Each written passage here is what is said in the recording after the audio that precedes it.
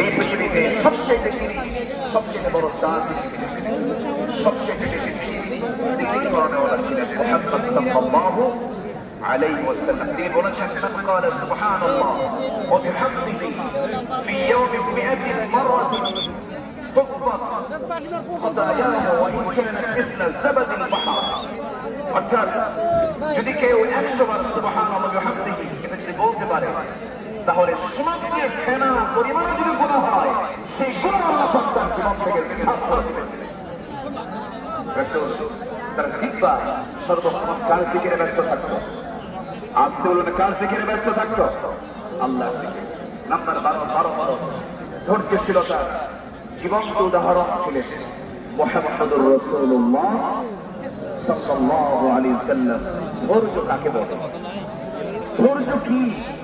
তার বাস্তব প্রমাণ হচ্ছেন মুহাম্মদ সাল্লাল্লাহু আলাইহি ওয়াসাল্লাম। বকরে 13 বছর তিনি মার খেয়েছেন, কত নির্যাতন সহ্য করেছেন, কত অত্যাচার তিনি সহ্য করেছেন।